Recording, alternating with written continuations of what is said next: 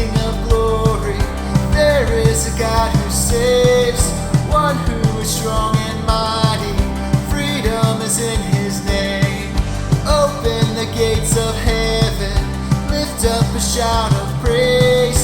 There is a lion roaring, Jesus the King of glory.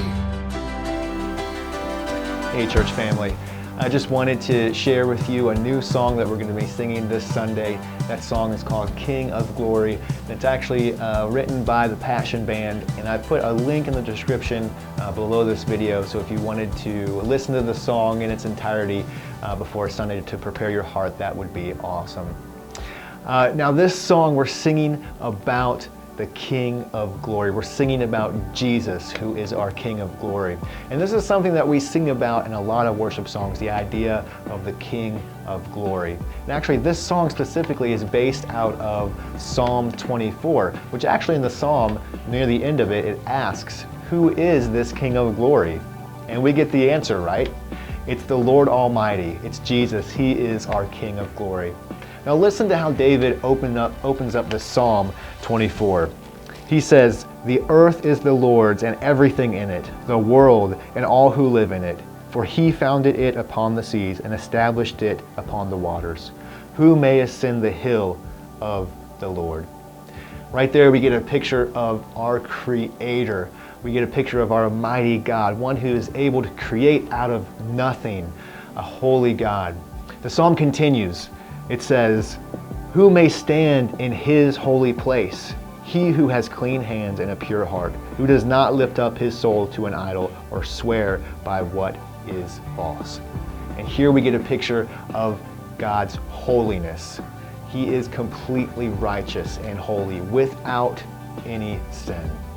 And the psalm finishes with a reflection of the celebration in the time of David in 2 Samuel chapter 6, where the Ark of the Covenant, where the Shekinah glory of God was actually located on that mercy seat that was brought through the gates of Jerusalem and entered into the city. And David says at the end here, he says, "Lift up your heads, O you gates. Be lifted up, you ancient doors," talking about the doors in Jerusalem, "that the King of glory may come in." And this is actually when David, in 2 Samuel, David rejoiced and danced in public when the ark was being brought into Jerusalem. And he actually embarrassed some people by doing that. And he was doing that solely because God's glory, the Shekinah glory, the Ark of the Covenant, was being brought into his city. And you know, in our life now as Christians, ones who have a relationship with Jesus, we have access to that King of Glory. We have access to Jesus. In the Old Testament, the Ark of the Covenant was placed in the tabernacle, and it housed the glory of God, the Shekinah glory. Now, in this present age, Jesus invites us into a relationship with himself through the Holy Spirit. And in doing so, our own bodies become the temple of the Lord. Just as God dwelt in the tabernacle, now God dwells in us. The King of Glory, the Lord strong and mighty, the Lord mighty in battle. His name is Jesus.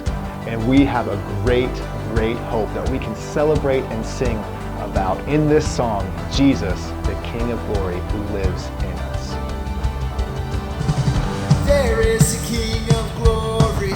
There is a God who saves, one who is strong and mighty. Freedom is in his name.